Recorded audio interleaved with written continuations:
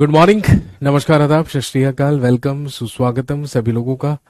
दोस्तों, class live हो चुकी है। 11:03 अब हुए हैं और तारीख आपको पता है, आज है 22 अगस्त 2024। क्लास पूरी तरीके से लाइव है। आप सभी लोगों का बहुत बहुत स्वागत, इस्तकबाल, अभिनंदन। अभय कुमार यादव, मेघा वर्मा, शिवानी, उमेश शर्मा, अनुराग गुप्ता, पीयूष, अंजलि, प्रशांत, आंचल, वंश, ये कुछ लोग हैं जिनके कमेंट्स मुझे यहाँ पर नजर आए हैं। अर्जुन भी हमारे साथ जुड़े हैं, साथ में है भूपेंद्र सिंह। आइए जी, आप सभी लोगों का बहुत बहुत स्वागत है। दोस्तों, जल्दी से सारे के सारे लोग यहाँ पर मौजूद हो जाइए। और जैसा कि आप जानते हैं, this is our new GS special batch. तो इस नए नवेले जीएस स्पेशल बैच में आप सभी लोगों का बहुत बहुत स्वागत, इस्तकबाल, अभिनंदन। और जैसा कि मैंने आपको इंट्रोडक्शन वीडियो में बताया था कि ये जीएस स्पेशल का बैच है, जिसमें हम केवल और केवल बात करने वाले हैं जीएस के बारे में। अगर आप एसएससी की तैयारी कर रहे हैं, करना चाहते हैं, करने की कोशिश कर रहे हैं, ठीक है, तो आप बिल्कुल सही जगह पर आए हैं। दोस्तों, ये जीएस स्पेशल का बैच है और यहां पर एसएससी के द्वारा कंडक्ट कराए जाने वाले सारे के सारे जो एग्जाम्स होते हैं और इसके अलावा जितने भी वनडे एग्जामिनेशंस होते हैं, उन सबको कवर करते हुए ही हम लोगों ने ये जो मॉड्यूल है बैच का वो तैयार किया है, जिसमें या जिसे हमने नाम दिया है जीएस स्पेशल बैच। इस जीएस स्पेशल बैच में आपको मल्टीपल सब्जेक्ट्स पढ़ाए जाएंगे। कहने का मतलब, हिस्ट्री और पॉलिटी दोनों के दोनों सब्जेक्ट्स मैं आपको करवाऊंगा। इसके अलावा इसमें ज्योग्राफी भी होगा, इसमें इकोनॉमी भी होगा, इसमें जनरल साइंस में फिजिक्स, केमिस्ट्री, बायोलॉजी भी होगा। और इस बार से इसमें स्टैटिक जीके और साथ में प्रैक्टिस भी होगी। प्रैक्टिस का सेशन हमने अलग रखा है, स्टैटिक जीके को भी हमने अलग रखा है। सारी की सारी चीजें इस बार आपको इस बैच में करवाई जाएंगी। बैच की वैलिडिटी 2 साल की है। कहने का मतलब, आपने एक बार बैच परचेज किया तो आप 5 से 6 महीने में या 4 से 5 महीने में अपना सिलेबस कंप्लीट कर लीजिए। और फिर उसके बाद सिलेबस कंप्लीट करने के बाद इसकी जो वैलिडिटी है वो आपके पास पूरे 2 साल तक बनी रहेगी। कहने का मतलब, अगर आप अगस्त 2024 में ये बैच ले रहे हैं तो स्वाभाविक सी बात है, अगस्त 2026 तक आपके पास इस बैच की वैलिडिटी बनी रहेगी। ठीक है, मेरे पास आपको कराने के लिए 2 सब्जेक्ट है, एक हिस्ट्री है, एक पॉलिटी है। आज हिस्ट्री की क्लास है तो डेफिनेट सी बात है, आज हम सबसे पहले इंट्रोडक्शन करेंगे और सबसे पहले परिचय मैं आपको दूंगा इतिहास के बारे में, हिस्ट्री के बारे में। और हम जानेंगे कि हिस्ट्री में हम लोगों को क्या क्या चीजें हैं जो कवर करनी है।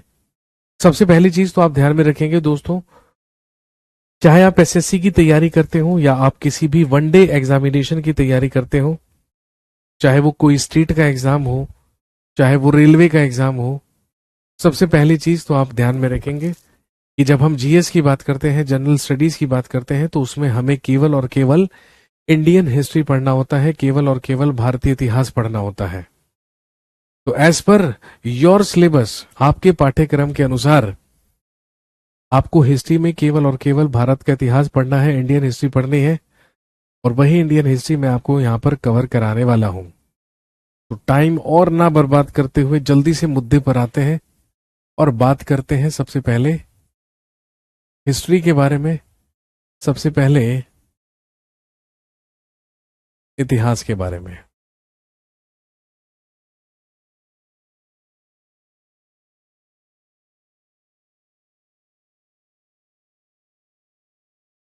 सर, पॉलिटी कब शुरू होगी? स्वाभाविक सी बात है भाई, जब अगली क्लास होगी मेरी तभी पॉलिटी शुरू होगी। एक ही क्लास में, है ना, एक ही क्लास में तो दोनों के दोनों सब्जेक्ट्स एक साथ करवाने तो पॉसिबल नहीं है, ये तो आप जानते ही होंगे।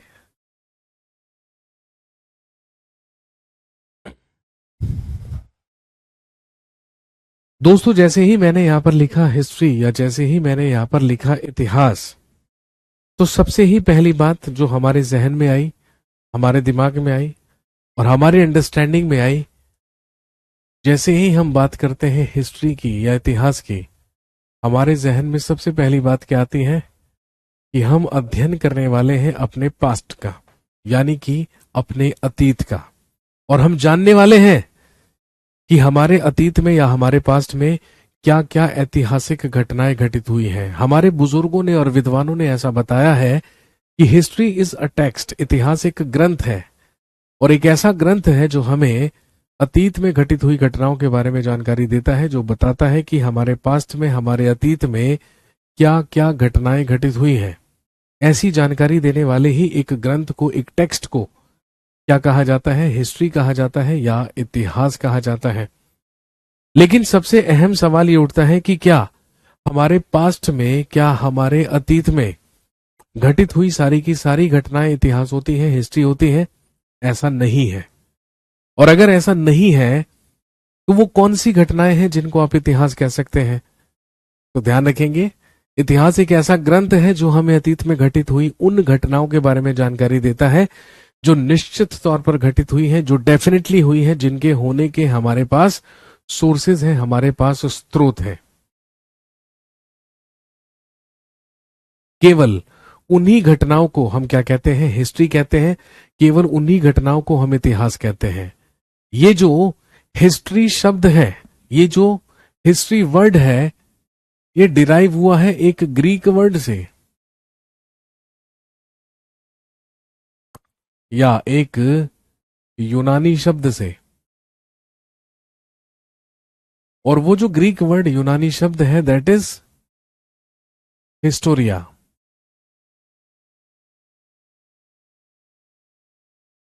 और ध्यान रखेंगे, यूनानी भाषा में हिस्टोरिया का मतलब है, या ग्रीक लैंग्वेज में हिस्टोरिया का मतलब है द इंफॉर्मेशन और the knowledge gathered by the investigation. Investigation करके, छानबीन करके हमें जो भी नॉलेज मिलती है, जो भी जानकारी मिलती है, जो भी ज्ञान मिलता है, उसी को यूनानी भाषा में, ग्रीक लैंग्वेज में कहा जाता है हिस्टोरिया। और ध्यान रखेंगे, हिस्टोरिया से ही डिराइव होकर क्या बना है? हिस्ट्री शब्द बना है। और ध्यान रखेंगे, सबसे पहले एक ग्रीक पर्सन ही था, सबसे पहले एक यूनानी व्यक्ति ही था, एक यूनानी पर्सन ही था, जिसका नाम था हेरोडोटस। इसी हेरोडोटस नामक व्यक्ति ने अपनी एक पुस्तक लिखकर, इसकी पुस्तक का नाम था हिस्टोरिया, इसकी पुस्तक का नाम था हिस्टोरिका। इसी ने हिस्टोरिका नामक एक पुस्तक लिखकर अतीत में घटित हुई घटनाओं के बारे में जानकारी दी थी। और क्योंकि ये नए काम सबसे पहले किसने किया था? हेरोडोटस ने किया था, इसीलिए Herodotus is known as father of history. इसीलिए हेरोडोटस को ही इतिहास का पिता कहा जाता है।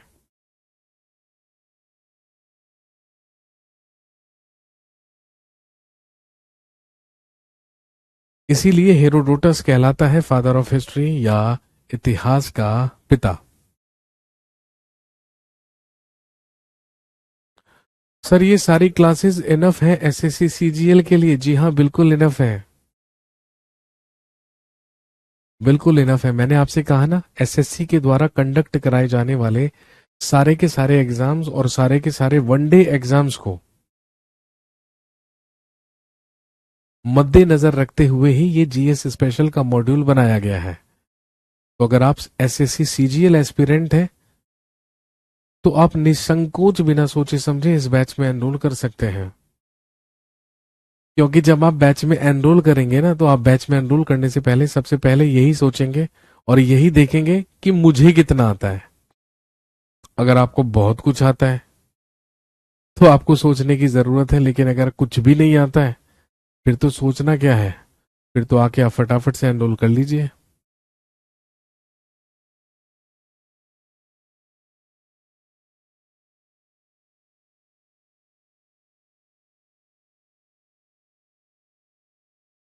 तो कहने का मतलब है, इतिहास या हिस्ट्री एक ऐसा ग्रंथ है जो हमें अतीत में घटित हुई उन घटनाओं के बारे में जानकारी देता है जो निश्चित तौर पर घटित हुई है, जो कि डेफिनेटली हुई है, जिनके होने के हमारे पास सोर्सेज हैं।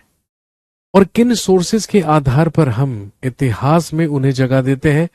तो दोस्तों ध्यान रखेंगे, जिन सोर्सेस से या जिन स्रोतों से हमें अपने पास्ट या अपने अतीत के बारे में जानकारी मिलती है,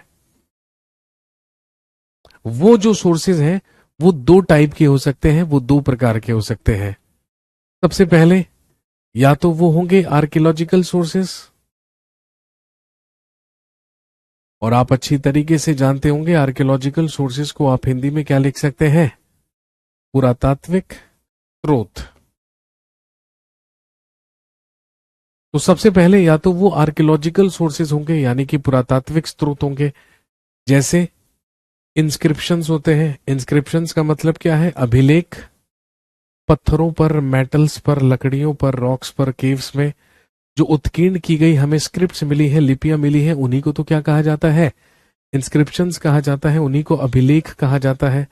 इसमें हम इंक्लूड करते हैं उन मॉन्यूमेंट्स को, उन स्मारकों को, उन इमारतों को जो हमें अतीत के बारे में जानकारी देती हैं। इसमें हम इंक्लूड करते हैं कॉइन्स, सिक्के, इसमें हम इंक्लूड कर सकते हैं स्टैचूज यानी कि मूर्तियां,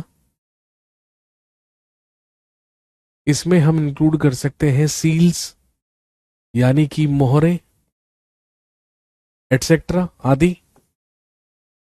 और वो सारी के सारे अवशेष, वो सारी की सारी चीजें जो हमें एक्सकेवेशन से मिली या हमें उत्खनन से मिली या खुदाई में मिली, इन्हीं सारी की सारी चीजों को तो क्या कहा जाता है, आर्कियोलॉजिकल सोर्सेस कहा जाता है, पुरातात्विक स्रोत कहा जाता है। और आप अच्छी तरीके से जानते हैं इन सारे के सारे आर्कियोलॉजिकल सोर्सेस की खोज करने का काम, इन पर रिसर्च करने का काम, इनके रख रखाव करने का काम, इन्हें मैनेज करने का काम एक विभाग का होता है, एक डिपार्टमेंट का होता है। And that department is known as archaeological survey of India department, भारतीय पुरातत्व सर्वेक्षण विभाग, जिसकी स्थापना कभी अलेक्जेंडर कनिंघम के द्वारा की गई थी और जिसे विभाग के रूप में आगे बढ़ाने का श्रेय लॉर्ड कर्जन को भी जाता है। भारत का एक वायसराय हुआ लॉर्ड कर्जन। तो जहां एक तरफ हमारे पास अतीत के बारे में जानकारी के आर्कियोलॉजिकल सोर्सेज हो सकते हैं, पुरातात्विक स्रोत हो सकते हैं, वहीं दूसरी तरफ दूसरे प्रकार के कहलाते हैं लिटरेरी सोर्सेस या साहित्यिक स्रोत। लिटरेरी सोर्सेस या साहित्यिक स्रोत, और ध्यान रखेंगे लिटरेरी सोर्सेस या साहित्यिक स्रोतों में हम इंक्लूड करते हैं उन पुस्तकों को, उन किताबों को, उन ग्रंथों को, उन उपन्यासों को, उन नाटकों को जो हमें लिखित रूप में मिलते हैं और जो कहलाते हैं लिटरेरी सोर्सेज ऑफ या लिटरेरी सोर्सेज या साहित्यिक स्रोत अपने अतीत के बारे में जानकारी के। लेकिन ध्यान रखेंगे ये जो लिटरेरी सोर्सेज हैं ये भी तीन प्रकार के हो सकते हैं। या तो ये रिलीजियस होंगे भाई, या तो ये धार्मिक पुस्तकें होंगी, रामायण है, महाभारत है, ऋग्वेद है, सामवेद है, यजुर्वेद है, अथर्ववेद है, हमारे उपनिषद हैं, हमारे पुराण हैं, बौद्ध ग्रंथ हैं, जैन ग्रंथ हैं।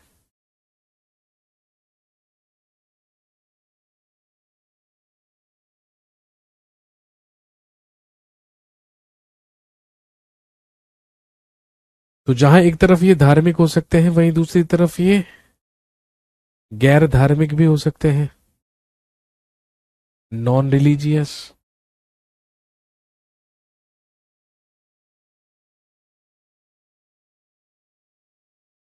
जैसे चाणक्य का अर्थशास्त्र है, मेगास्थनीज की इंडिका है, पतंजलि का महाभाष्य है, विशाखदत्त की मुद्रा राक्षस है, विष्णु शर्मा की पंचतंत्र है, महाकवि कालिदास की अभिज्ञान शाकुंतलम है।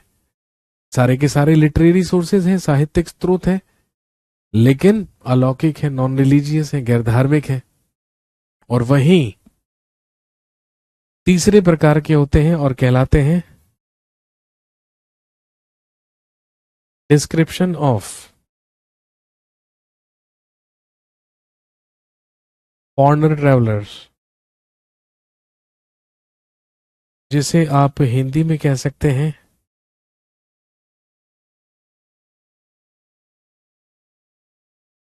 विदेशी यात्रियों का विवरण। डिस्क्रिप्शन ऑफ फॉरेनर ट्रैवलर्स या विदेशी यात्रियों का विवरण।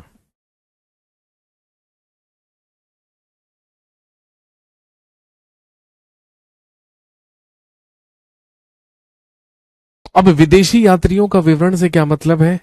आप जानते होंगे प्राचीन काल से ही हमारे देश में समय समय पर कुछ विदेशी यात्रियों का आवागमन रहा। वो हमारे देश में आए, उन्होंने यहाँ पर आकर कुछ समय बिताया और कुछ समय यहाँ पर बिताने के बाद वो वापस अपने अपने देशों में लौट गए। और जब उन्होंने अपनी पूरी की पूरी जर्नी को डिस्क्राइब किया, उसके वृत्तांत लिखे, उसके लेख लिखे, तो वहां से भी हमें अपने देश के बारे में जानकारी मिली, अपने इतिहास के बारे में जानकारी मिली। इसके हमारे पास कई एग्जाम्पल हैं। गुप्त साम्राज्य का सबसे महान शासक हुआ चंद्रगुप्त सेकंड, चंद्रगुप्त द्वितीय। इसी के शासनकाल में 399 ईस्वी में प्रसिद्ध चीनी यात्री भारत आया जिसका नाम फाहियान था। नाम सुना होगा आपने। पुष्यभूति वंश का महान शासक सम्राट हर्षवर्धन हुआ और हर्षवर्धन के शासनकाल में ही 629 ईस्वी में हुएन सांग नाम का प्रसिद्ध चीनी यात्री भारत आया जिसने सी यू की नामक एक पुस्तक भी लिखी। और उस सी यू की नामक पुस्तक से हमें कई जानकारियां मिलती हैं पुष्यभूति वंश और सम्राट हर्षवर्धन के शासनकाल के बारे में। दक्षिण भारत में चालुक्य वंश के शासक पुलकेशिन सेकंड या पुलकेशिन द्वितीय के शासनकाल के बारे में काफी सारी जानकारियां हमें दी है किसने? हुएन सांग ने। इसके अलावा जब यहां पर दिल्ली सल्तनत चल रही थी और उसमें तुगलक वंश में शासन कर रहा था सुल्तान मोहम्मद बिन तुगलक, तो मोहम्मद बिन तुगलक के शासनकाल में भी मोरक्को का एक प्रसिद्ध अफ्रीकी यात्री भारत आया जिसका नाम इब्न बतूता था। और इस इब्न बतूता ने भी रेहला नामक एक पुस्तक लिखी जिससे हमें कई जानकारियां मिलती हैं दिल्ली सल्तनत के बारे में, मोहम्मद बिन तुगलक के बारे में, उसके शासनकाल के बारे में। कहने का मतलब कहने का मतलब यह है कि अगर हमारे पास्ट में कोई भी घटना घटित हुई है, कुछ भी हुआ है, और अगर वो इन दोनों कसौटियों में से किसी भी कसौटी से खरा उतर जाता है या दोनों से खरा उतर जाता है तो उसे आप बाइज्जत बाअदब क्या कह सकते हैं? हिस्ट्री कह सकते हैं, इतिहास कह सकते हैं। लेकिन अगर अतीत में कोई घटना घटित हुई हो लेकिन उसका ना तो हमारे पास कोई आर्कियोलॉजिकल सोर्स है ना ही कोई लिटरेरी सोर्स है, तो फिर आप उसको इतिहास कैसे कहेंगे? इतिहास कहने के लिए आप उसको प्रमाणित भी तो करना पड़ेगा, लेकिन वो प्रमाणित कैसे होगा? इसीलिए वो केवल और केवल क्या रहेगा? एक पास्ट रहेगा, एक अतीत रहेगा। हो भी सकता है, नहीं भी। लेकिन हिस्ट्री केवल उन्हीं सोर्सेस को कहेंगे, उन्हीं घटनाओं को कहेंगे जो कि निश्चित तौर पर हुई हैं, डेफिनेटली हुई हैं, या जिनके होने के हमारे पास क्या है? या तो आर्कियोलॉजिकल सोर्सेज हैं या लिटरेरी सोर्सेज हैं। This is the major difference between past and the history. ये एक बड़ा अंतर है, ये एक बड़ा डिफरेंस है इतिहास और अतीत में। यहां तक की बात सबको क्लियर है? Is that clear to everyone? जल्दी से मुझे कंफर्म कीजिए। और यहां तक अगर किसी का कोई भी डाउट है तो पूछ लीजिए। हमेशा कमेंट तब किया करो जब टीचर आपको बोले कमेंट करने के लिए, क्योंकि उस टाइम टीचर का ध्यान होगा आपके कमेंट्स पढ़ने पर। अब अगर मैं यहां पर पढ़ा रहा हूं, आपको कुछ समझा रहा हूं, बोर्ड पे कुछ लिख रहा हूं, तो आप कैसे एक्सपेक्ट कर सकते हैं कि आप यहाँ पे कुछ भी लिख के भेजेंगे और मैं उसका रिप्लाई कर दूंगा आपको? क्योंकि भाई सिंपल सी बात है, एक बारी में एक ही काम हो सकता है। अब मैंने आपको ये पूरी की पूरी स्लाइड समझा दी। अगर आपको बात समझ में आ गई तो कंफर्म कर दीजिए, इज दैट क्लियर? ये क्या ये बात सबको क्लियर है? और अगर नहीं है तो जिसका जो भी सवाल है, जिसका जो भी डाउट है, वो पूछ लीजिए।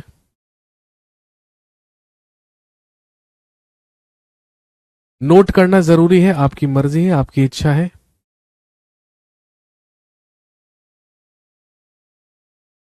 बुक कौन सी लेनी है? अभी कोई बुक नहीं लेनी है।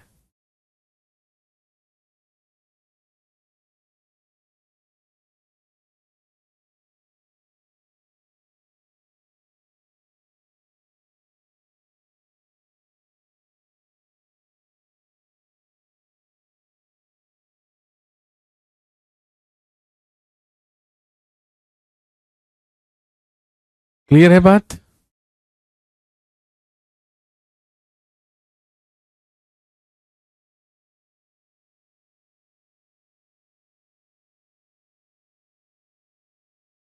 चलिए आगे बढ़ते हैं।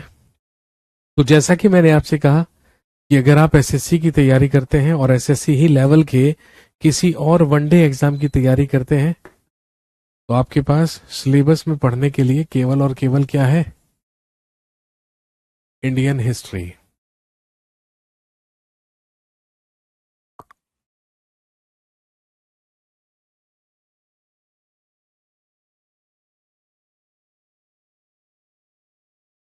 भारतीय इतिहास। हम बात करेंगे इंडियन हिस्ट्री के बारे में, हम बात करेंगे भारतीय इतिहास के बारे में। और ध्यान रखेंगे, जब हम इंडियन हिस्ट्री के बारे में बात करते हैं या जब हम इतिहास के बारे में बात करते हैं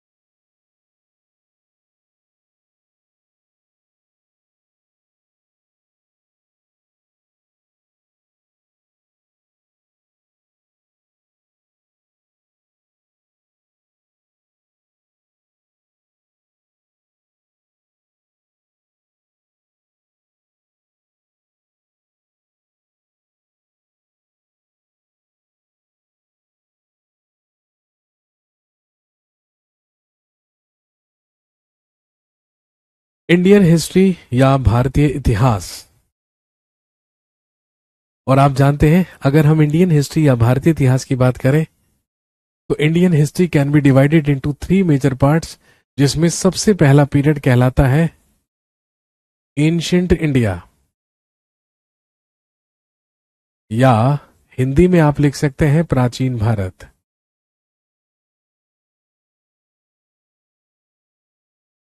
यहाँ पे कुछ लोग कह रहे हैं कि आपकी इंग्लिश की राइटिंग हमें समझ में नहीं आ रही है। बेटे, अगर राइटिंग समझ में नहीं आ रही है तो आपको सुनाई तो बिल्कुल साफ दे रहा होगा ना जो मैं कह रहा हूं। अगर मैंने कहा एंशिएंट इंडिया, तो मुझे नहीं लगता कि आपको एंशिएंट इंडिया तभी लिखा जाएगा आपसे जब आप बोर्ड पर देखेंगे। ये तो बहुत कॉमन सी चीज है। हैंड राइटिंग तो देखो भाई साहब, जैसी होनी थी, जैसी डेवलप होनी थी वो हो चुकी है। लेकिन आपको पता है ना, डॉक्टरों से तो अच्छा लिख रहा हूं मैं। Ancient India second major part is known as medieval India. इतनी भी खराब नहीं है भाई कि समझ में ही ना आए।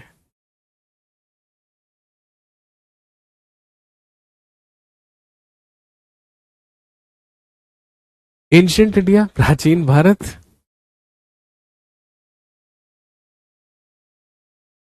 मेडिवल इंडिया मध्यकालीन भारत, और तीसरा major part is known as modern India, यानी कि आधुनिक भारत।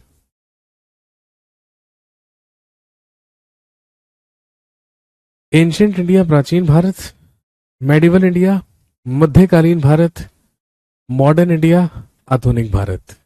इन 3 मेजर पार्ट्स में हमने डिवाइड किया है इंडियन हिस्ट्री को, भारतीय इतिहास को। अब अगर आप इन तीनों पीरियड्स को, इन तीनों पार्ट्स को आपस में कंपेयर करेंगे और ये देखेंगे कि सबसे लंबा और सबसे पुराना कौन सा पीरियड रहा, तो स्वाभाविक सी बात है, ऑब्वियस सी बात है, वो कौन सा रहा?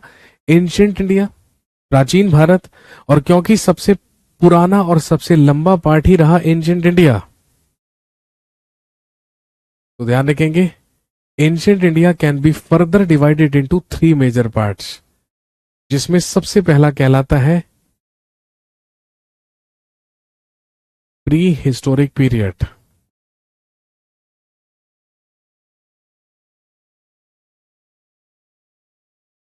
प्रागैतिहासिक काल। प्री हिस्टोरिक पीरियड या प्रागैतिहासिक काल। Second period is known as proto historic period, या जिसे आप हिंदी में कह सकते हैं आद्य ऐतिहासिक काल।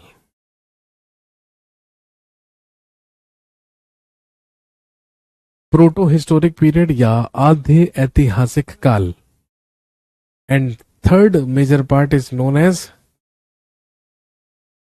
Historic period.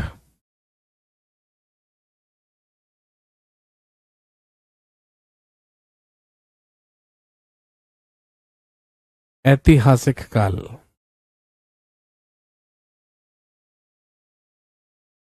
एंशियंट इंडिया, प्राचीन भारत को हम फर्दर 3 पार्ट्स में डिवाइड कर लेते हैं, प्रागैतिहासिक काल, आद्य ऐतिहासिक काल और ऐतिहासिक काल।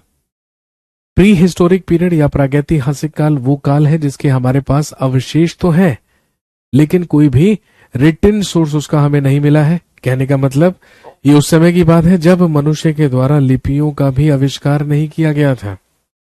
उस पीरियड को हम कहते हैं प्री हिस्टोरिक पीरियड या प्रागैतिहासिक काल। लेकिन प्रोटो हिस्टोरिक पीरियड आद्य ऐतिहासिक काल वो काल है जिसके हमारे पास अवशेष भी हैं और साथ में रिटन सोर्स भी है, लिखित साक्ष्य भी है। और जितने भी रिटन सोर्स हमें मिले हैं, जितने भी लिखित साक्ष्य हमें मिले हैं, उन्हें आज तक भी पढ़ने में सफलता हासिल नहीं की जा सकी है। They are still unidentified. कहने का मतलब मनुष्य के द्वारा लिपियों का आविष्कार कर लिया गया था लेकिन मनुष्य ने अपनी लिपियों में क्या कन्वे करने की कोशिश की, क्या लिखा, ये हम आज तक नहीं समझ पाए क्योंकि उन लिपियों को आज तक पढ़ा ही नहीं जा सका है। For example the script of Indus valley civilization, Sindhu घाटी की सभ्यता की जो लिपियां हैं उन्हें आज तक भी नहीं पढ़ा जा सका है। That period is known as proto historic period. उसी को हम कहते हैं आद्य ऐतिहासिक काल। और उसके बाद वो पीरियड जिसके हमारे पास अवशेष भी हैं, रिटन सोर्स भी हैं और सारे के सारे रिटन सोर्सेस को पढ़ भी लिया गया है, पढ़ने में भी सफलता हासिल कर ली गई है, वो कहलाता है हिस्टोरिक पीरियड। उसी को कहते हैं ऐतिहासिक काल। अब अगर आप इन तीनों पीरियड्स को आपस में कंपेयर करेंगे तो हमें पता चलेगा कि सबसे पुराना और सबसे लंबा पीरियड कौन सा रहा होगा। स्वाभाविक सी बात है प्री हिस्टोरिक पीरियड या प्रागैतिहासिक काल। तो ध्यान रखेंगे प्रागैतिहासिक काल को हम फर्दर क्या करते हैं, डिवाइड करते हैं। सबसे पहला युग, सबसे पहली एज कहलाती है स्टोन एज, या जिसे आप हिंदी में कह सकते हैं पाषाण युग। स्टोन एज या पाषाण युग,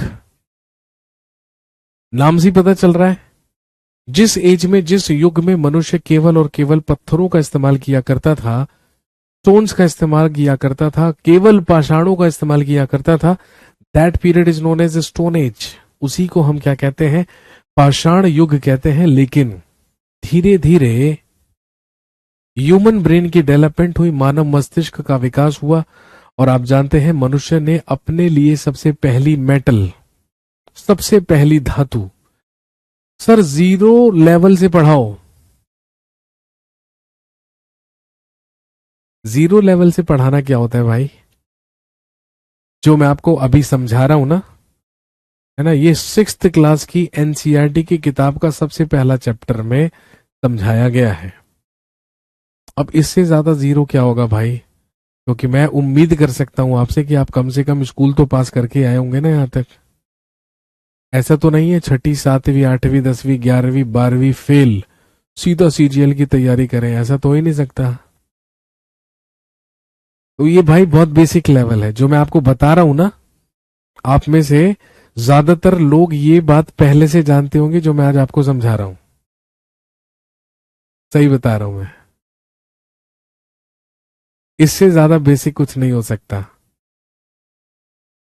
हाँ जी, स्टोन एज, जिस एज में, जिस युग में मनुष्य केवल पत्थरों का, पाषाणों का इस्तेमाल किया करता था, उसी को हम क्या कहते हैं, स्टोन एज। लेकिन मनुष्य ने अपने लिए सबसे पहली धातु कौन सी खोजी, कॉपर, तांबा। और जब मनुष्य पत्थरों के साथ साथ तांबे का भी इस्तेमाल करना शुरू कर दिया या तांबे का भी इस्तेमाल करने लगा, तो हम प्रवेश कर गए किसमें? ताम्र पाषाण काल में। कहने का मतलब जब तांबे का इस्तेमाल शुरू किया था तो पत्थर का इस्तेमाल करना छोड़ा नहीं था, इसीलिए हम उसको ताम्र पाषाण काल कहते हैं, या आप उसको इंग्लिश में कह सकते हैं चाल्कोलिथिक एज या चाल्कोलिथिक पीरियड या चाल्कोलिथिक एज लिख लीजिए।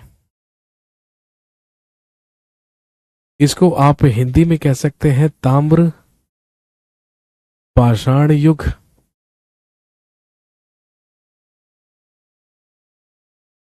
उसके बाद मुख्य रूप से मनुष्य ने मेटल्स या धातुओं का इस्तेमाल करना शुरू कर दिया। तो we entered into metal age, तो हम प्रवेश कर गए किसमें? धातु युग में। और अगर हम धातु युग की बात करें तो धातु युग को हम 3 मेटल्स के आधार पर क्या कर सकते हैं? डिवाइड कर सकते हैं। सबसे पहले कॉपर, उसके बाद सिंधु घाटी की सभ्यता के लोगों ने कॉपर में टिन मिलाकर बनाया ब्रॉन्ज, कांसा, तो ब्रॉन्ज। और फिर उसके बाद खोज हुई आयरन, लोहे की। तो सबसे पहले कॉपर एज, उसके बाद ब्रॉन्ज एज और उसके बाद आयरन एज।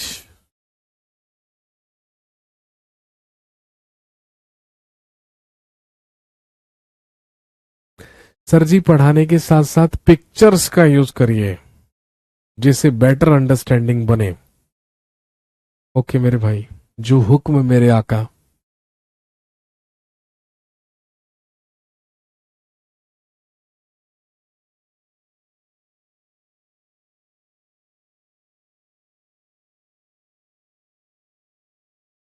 परेशान मत होइए मेरे भाई, अभी मैंने पढ़ाना शुरू ही नहीं करा है।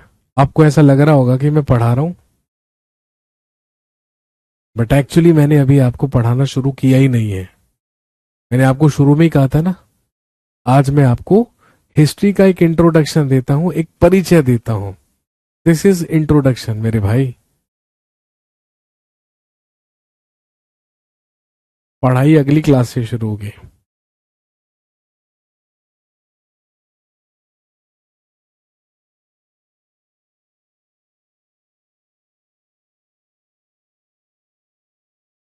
यहां तक की बात क्लियर हो गई। अब अगर आप इन तीनों एजेस को आपस में कंपेयर करेंगे तो हमें पता चलेगा सबसे पुरानी और सबसे लंबी एज कौन सी रही होगी। स्वाभाविक सी बात है, स्टोन एज रही होगी। इसीलिए stone age can be further divided into 3 major periods. Stone age को हम फर्दर 3 पीरियड्स में क्या करते हैं? डिवाइड करते हैं, जिसमें सबसे पहला कहलाता है पैलियोलिथिक पीरियड।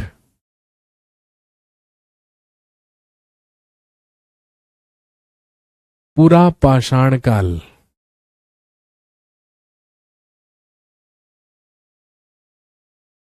वो काल जिसमें मनुष्य के द्वारा आग का आविष्कार किया गया था, जिस काल में मनुष्य केवल एक शिकारी हुआ करता था, एक आखेटक हुआ करता था, और उसका मुख्य कार्य अपने लिए भोजन इकट्ठा करना हुआ करता था, फूड गैदरिंग, भोजन संग्रहण करना हुआ करता था। पत्थरों के बड़े बड़े औजार बनाकर वो जानवरों का शिकार किया करता था। That period is known as palaeolithic period. उसी को हम कहते हैं पूरा पाषाण काल। और इस पूरा पाषाण काल की शुरुआत आज से लगभग 20 लाख साल पहले हुई थी। ये 20 लाख साल पुरानी बात है। लेकिन धीरे धीरे मानव मस्तिष्क का विकास हुआ एंड मैन स्टार्टेड डोमेस्टिकेशन, और मनुष्य के द्वारा पशुपालन की शुरुआत की गई। इवन मानव अस्थि पंजर के सबसे पहले अवशेष भी हमें कहां के मिले? मेसोलिथिक पीरियड के, मध्य पाषाण काल के। तो मेसोलिथिक पीरियड बेसिकली वो पीरियड है जिसमें मैन स्टार्टेड डोमेस्टिकेशन, जिसमें मनुष्य के द्वारा पशुपालन की शुरुआत की गई। धीरे धीरे मानव मस्तिष्क का और विकास हुआ। और ध्यान रखेंगे, मैन स्टार्टेड एग्रीकल्चर, मनुष्य के द्वारा कृषि की शुरुआत कर दी गई। और जिस पीरियड में मनुष्य ने कृषि शुरू की वो कहलाता है नियोलिथिक पीरियड। उसे कहा जाता है नव पाषाण काल।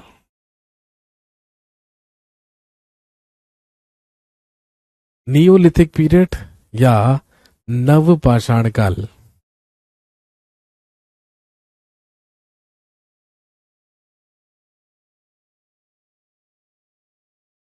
That period is known as, उसे कहा गया नियोलिथिक पीरियड या नवपाषाण काल।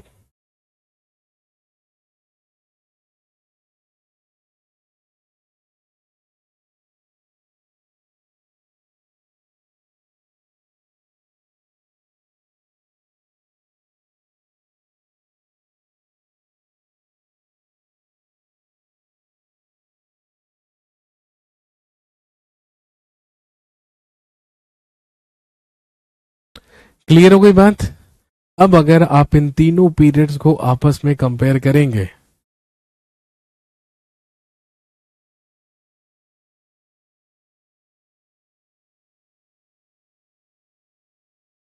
सर ऐसा लग रहा है एक ही स्लाइड पर आधा इतिहास खत्म हो जाएगा।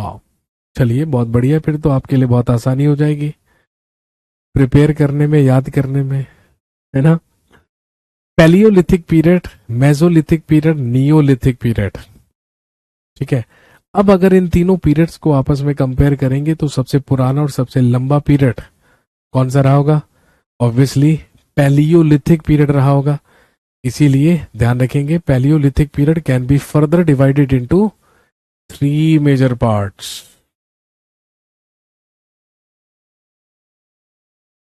सबसे पहला lower Palaeolithic period,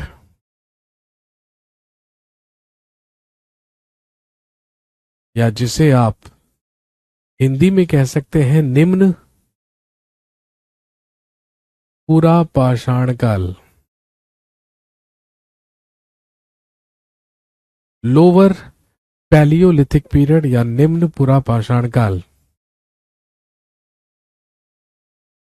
second one is known as middle palaeolithic period.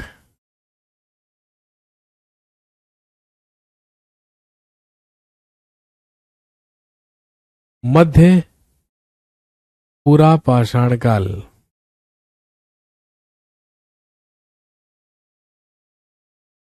और एक कहलाता है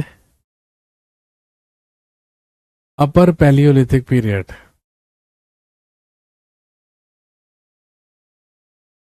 जिसे आप हिंदी में लिख सकते हैं उच्च पुरापाषाण काल।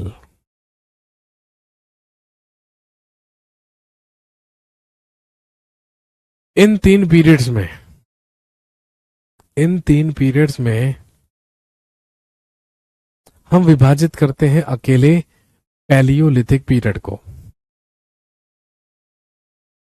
दोबारा से समझ लीजिए, बात बहुत इंपॉर्टेंट है। इंडियन हिस्ट्री के 3 parts, ancient, medieval, modern. Ancient के 3 part, pre historic, proto historic and historic period. प्रागैतिहासिक काल, आद्य ऐतिहासिक और ऐतिहासिक काल। प्री हिस्टोरिक पीरियड या प्रागैतिहासिक काल को हम विभाजित करते हैं स्टोन एज, चाल्कोलिथिक एज और मेटल एज में, यानी कि पाषाण युग, ताम्र पाषाण युग और धातु युग। धातु युग को हम फिर 3 धातुओं में विभाजित करते हैं, कॉपर, ब्रॉन्ज और आयरन। तांबा, कांस्य और लौह यानी कि लोहा। फिर स्टोन एज को हम फर्दर डिवाइड करते हैं पैलियोलिथिक पीरियड, मेसोलिथिक पीरियड और नियोलिथिक पीरियड में। और फिर पैलियोलिथिक पीरियड को हम डिवाइड करते हैं lower Palaeolithic period, middle palaeolithic period और अपर पैलियोलिथिक पीरियड में। इस तरीके से इंडियन हिस्ट्री या भारतीय इतिहास को विभाजित किया गया है। Is that clear to everyone? यहां तक की बात सबको क्लियर है? प्लीज एक बार कंफर्म कर दीजिए। अब आप सोच रहे होंगे कि यार ये क्या करवा रहा है आदमी, यहां से तो क्वेश्चंस भी नहीं आते होंगे। तो प्रीवियस ईयर्स आप चेक करेंगे ना क्वेश्चंस, एसएससी सीजीएल का क्वेश्चन है, पूछा क्या गया था कि प्री हिस्टोरिक पीरियड की प्रागैतिहासिक काल को हम फर्दर किन 3 पीरियड्स में क्या कर लेते हैं, डिवाइड कर लेते हैं। तो ऑप्शंस में दिया गया Palaeolithic period, Mesolithic period, Neolithic period, ये ऑप्शन में दिया गया था। That was the right answer. SSC CGL में ही एक बार पूछा गया, बताइए what is the other name for Neolithic period. इसी को हम न्यू स्टोन एज भी कहते हैं।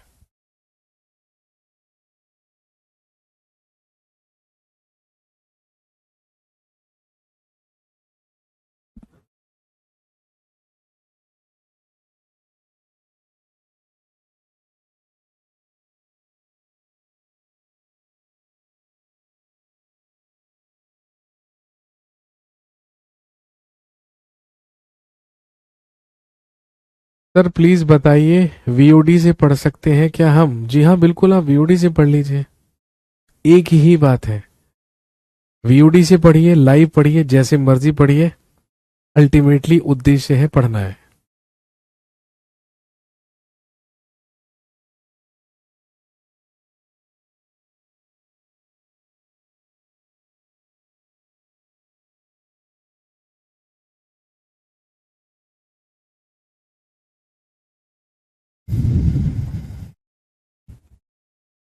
अब हमने यहां पर जितने भी पीरियड्स लिखे, हमने यहां पर जितने भी काल लिखे, हमें ये बात तो समझ में आ गई कि हम बहुत पुरानी बात कर रहे हैं, लेकिन हम एग्जैक्टली कितनी पुरानी बात कर रहे हैं ये हमें तब तक समझ में नहीं आएगा जब तक हम यहां पर डेट्स या तारीखों का इस्तेमाल नहीं करेंगे। और आप जानते हैं कि इतिहास में अति महत्वपूर्ण होती हैं डेट्स, तारीखें, क्योंकि हमें यह तो समझ में आ गया कि हम एग्जैक्टली पुरानी बात कर रहे हैं, लेकिन कितनी पुरानी बात कर रहे हैं ये तो हमें तभी समझ में आएगा ना जब हम यहां पर डेट्स या तारीखों का इस्तेमाल करेंगे। इसीलिए आगे बढ़ने से पहले सबसे पहले हमें यही समझना है कि हम इतिहास में तारीखों का इस्तेमाल कैसे करें। मान लीजिए, मान क्या लीजिए, आप सब जानते हैं यह है वर्ष 2024, 2024, ठीक है। तो जो आज वर्ष 2024 है, तो ध्यान रखेंगे as per NCERT books present को क्या माना गया है, ईयर 2000। तो अगर आपसे कोई भी तारीख पूछी जाती है कि बताइए आज से कितने वर्ष पहले ऐसा हुआ था, तो आज को आप कहां से कैलकुलेट करेंगे, ईयर 2000 से। लेकिन अगर आज वर्ष 2024 चल रहा है, तो ये वर्ष 2024 किस कैलेंडर के अनुसार चल रहा है, that is known as Gregorian calendar. इसे ग्रेगोरियन कैलेंडर कहा जाता है, जो कि ईसाइयों के द्वारा बनाया गया है, डेवलप किया गया है, और जो कि जीसस क्राइस्ट या ईसा मसीह के जन्म के आधार पर चलता है। कहने का मतलब जब जीसस क्राइस्ट का जन्म हुआ, जब ईसा मसीह का जन्म हुआ, बस तभी से ग्रेगोरियन कैलेंडर की शुरुआत मानी जाती है। तो कहने का मतलब अगर आज 2024 है, तो भाई कभी 1000 भी तो रहा होगा ना, कभी 500 भी तो रहा होगा, कभी 100 भी तो रहा होगा, कभी 0 भी तो रहा होगा। यही 0 क्या है, birth of Christ, Isa Masih का जन्म, क्योंकि यहीं से तो कैलेंडर की शुरुआत मानी गई है। लेकिन इसका मतलब ये तो नहीं है ना कि जीसस क्राइस्ट के जन्म से पहले दुनिया नहीं थी, लोग नहीं थे, सभ्यताएं नहीं थी, डायनेस्टीज नहीं थी, सब कुछ था। और वही चीज जो जीसस क्राइस्ट के जन्म से पहले थी, उसी को आप डिनोट करेंगे किससे, बीसी से, जिसका मतलब है बिफोर क्राइस्ट, जिसे आप हिंदी में कह सकते हैं ईसा पूर्व, जिसे आप कह सकते हैं ईसा पूर्व।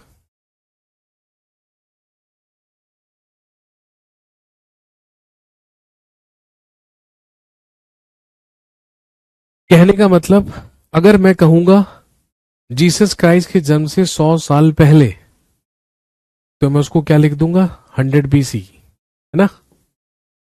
ईसा मसीह के जन्म से 500 साल पहले, तो मैं लिख दूंगा 500 बीसी। ईसा मसीह के जन्म से 1000 साल पहले, 1000 बीसी। ईसा मसीह के जन्म से 2500 साल पहले, 2500 बीसी। ईसा मसीह के जन्म से 5 लाख साल पहले 5 लाख बीसी, ईसा मसीह के जन्म से 20 लाख साल पहले 20 lakh BC, and so on, कहीं तक भी जा सकते हैं।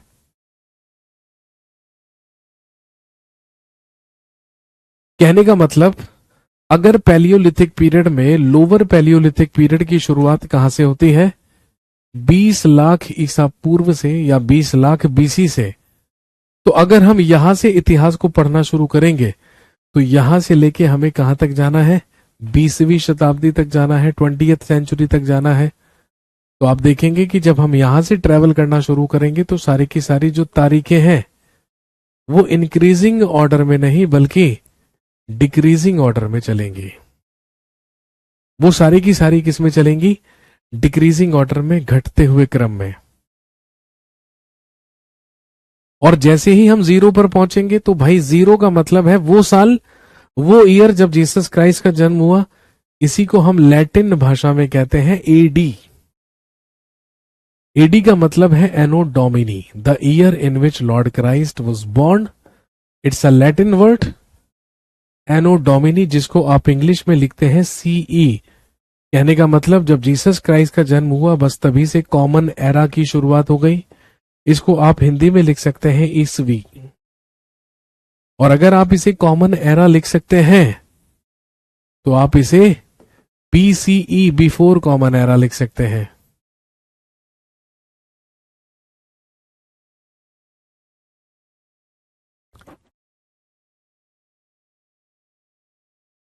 इस तरीके से। और आप देखेंगे एडी से ही पहला साल शुरू होगा, 100, 500, 1000। अब हम पहुंच चुके हैं 2024 में।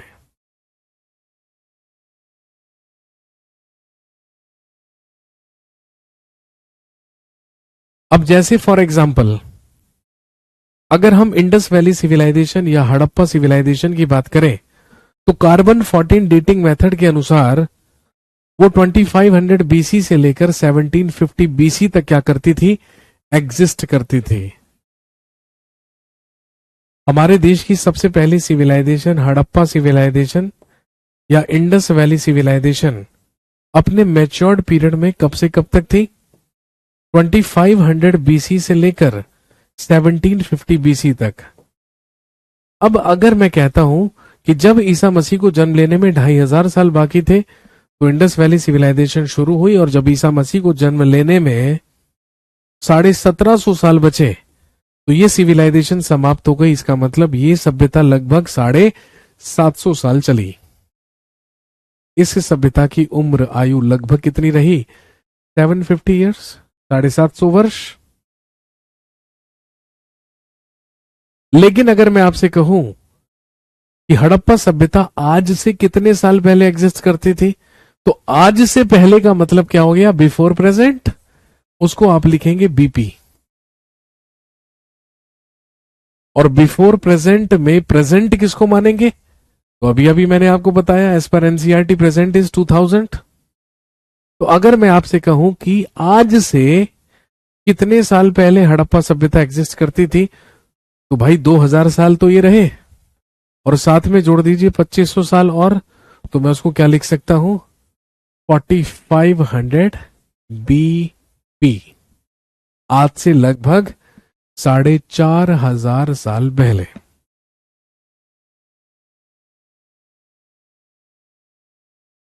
आज से लगभग 4500 साल पहले हड़प्पा सभ्यता एग्जिस्ट करती थी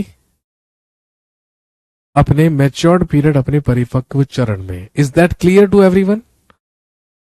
अगर हमें जीसस क्राइस्ट के बर्थ से कंपेयर करना है तो हम डेट को बीसीई या बीसी में लिखेंगे। अगर हमें कॉमन एरा की बात करनी है तो हम सीई लिखे ना लिखे, एडी लिखे ना लिखे, ईस्वी लिखे ना लिखे, दैट इज अंडरस्टूड। और अगर हमें आज से कंपेयर करना है तो हम किसी भी तिथि को बीपी में लिखेंगे। अब जल्दी से मुझे बता दीजिए, यहां तक की बात आपको क्लियर हो गई है या अभी कुछ गुंजाइश बाकी है? जल्दी से बताएं।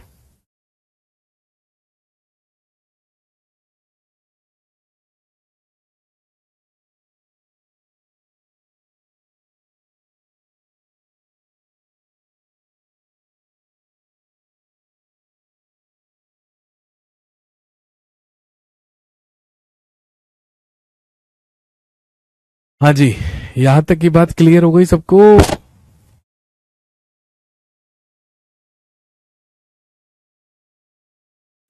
आलतू फालतू की कमेंट करने में बड़ी जल्दी करते हैं, लेकिन अगर कुछ पूछ लिया जाए तो बड़ा टाइम लगता है आपको रिप्लाई करने में।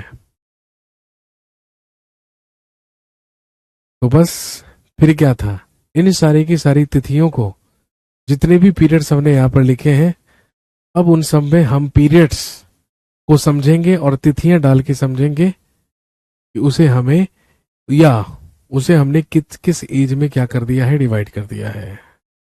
दिल्ली पुलिस में हो जाएगा इससे, बिल्कुल हो जाएगा भाई। सिर्फ इससे नहीं, बाकी सब्जेक्ट्स भी पढ़ने हैं। और बिल्कुल हो जाएगा भाई, दिल्ली पुलिस में युगांडा का इतिहास थोड़ी आता है, उसमें भी तो भारत के इतिहास आएगा।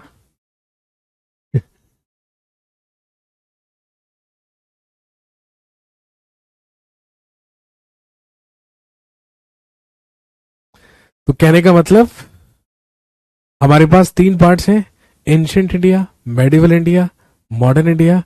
अगली क्लास में जब हमारी मुलाकात होगी, ये छोटा सा इंट्रोडक्शन था बस, अगली क्लास में जब शुरुआत होगी तो हम एंशियंट इंडिया से शुरू करेंगे और पढ़ेंगे सबसे पहले प्री हिस्टोरिक पीरियड या प्रागैतिहासिक काल।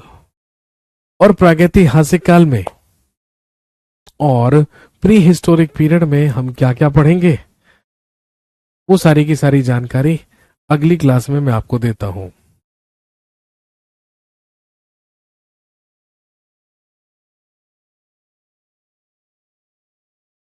ठीक है, चलिए दोस्तों, मिलते हैं अगली क्लास में, उसमें शुरू करेंगे आपका syllabus. Thank you very much, have a nice day, शुक्रिया, धन्यवाद।